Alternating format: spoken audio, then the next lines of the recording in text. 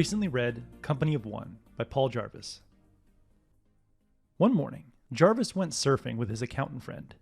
As they waited for the next good wave, his friend turned to him and said, "I'm stoked.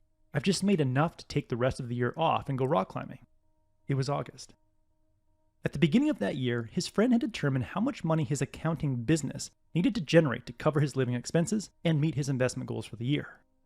Now that he'd reached his goal, he felt no pressure to push for more clients, hire more employees, or open up a new office in a different city. Doing so would just mean more headache and more money he didn't need. Plus, if he'd become too obsessed with growth, he might jeopardize his entire business. When Inc. magazine followed 5,000 fast-growing companies, they found that 8 years later, more than 2/3 of them were out of business, had undergone massive layoffs, or had been sold below their market value. A study of 3,200 high-growth startups found that 74% of those businesses failed, not because of competition or bad business plans, but because they scaled up too quickly. This is why we need to question growth. But if you own a business and you tell someone you're not growing your business, they'll assume your business is dying.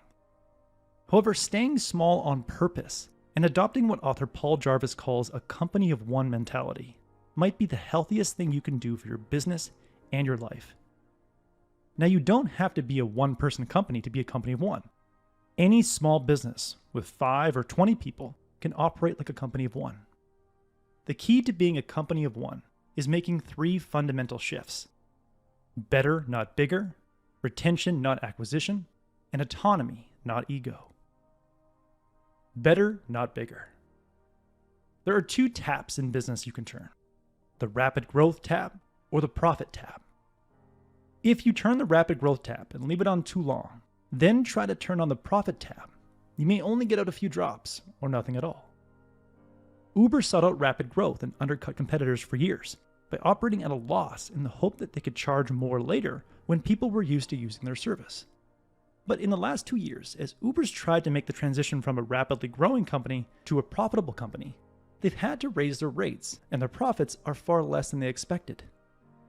When you obsessively focus on growth, it's like you're playing a dangerous game of Russian roulette with your company. Because as you try to scale your company and sacrifice profit, you may encounter a recession or a disruptive new technology that could end your business. But a company of one is more likely to weather a recessionary storm or pivot to embrace a new technology, because a company of one focuses on building a better product for fewer customers so they have a higher profit margin. A company of one takes on few customers and works with those customers to better understand their problem, then finds creative ways to solve their core problem with as few input costs as possible.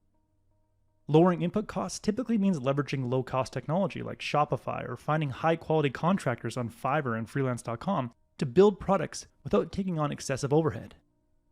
When you focus on better, not bigger, you seek to make a profit on your 10th sale, not your 10,000th sale. Shift number 2. Retention, not acquisition. Another way to think of retention, not acquisition, is repeat sales and referrals, not mass marketing. Fast-growing businesses who acquire customers through mass marketing on Facebook, YouTube, or Google searches are like pickup artists at a bar looking for a one-night stand. They might get someone to click on their ad and buy what they have to offer, but the relationship probably won't last very long. A company of one plays the long game and aims to build lifelong relationships with their customers that result in repeat sales and referrals to family and friends. A company of one lays the foundation for a lifelong relationship by creating educational campaigns, not mass marketing campaigns.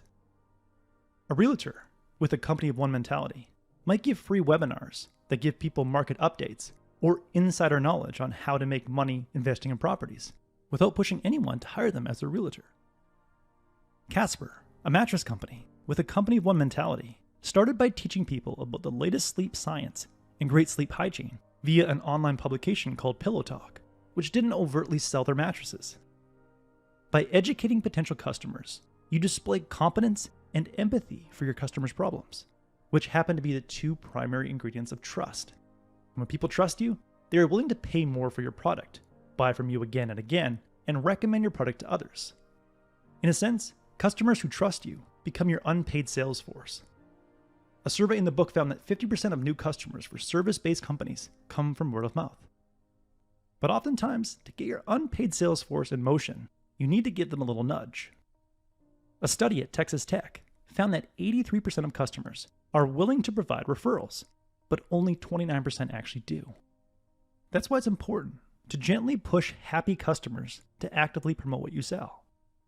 Author Paul Jarvis doubled the amount of sharing for one of his products by sending an email to customers a week after they purchased to ask if they were pleased with their purchase and willing to share their satisfaction with others, using links that he provided with pre-written content. Other Company of One businesses give happy customers two-sided incentives by giving out coupon codes that allow them and a friend to save money on their next order. Shift number 3, autonomy, not ego.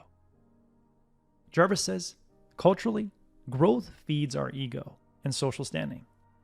The bigger the company you own with more profits and more employees than the next person, the better you feel. But satisfying the ego comes at a cost. In the pursuit of more, you have more people to manage, more problems to think about, and less time to do what you want when you want. The extra money you earn from a big business might allow you and your family to go on a nice vacation, but you don't get to enjoy it because you spend the entire vacation answering phone calls and responding to urgent emails.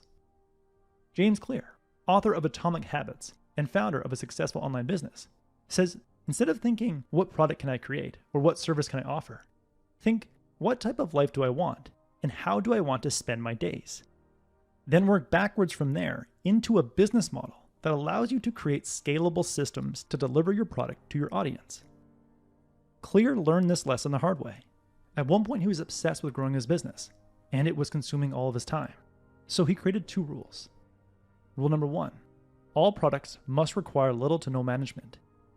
Number 2, I will only do one-time fee work and not accept retainers or ongoing consulting work. With those 2 rules in mind, Clear created digital courses with pre-recorded videos and no live training. When asked to provide business consulting, he would charge a one-time fee to fly in, give a talk, answer questions, and leave the next morning. These rules allowed Clear to pay his bills and make time for what he wanted to do most, research and write. In the end, if you have a product or service/skill set and a market that's willing to pay for it, focus on better, not bigger, customer retention and referrals, not mass marketing, and autonomy, not ego.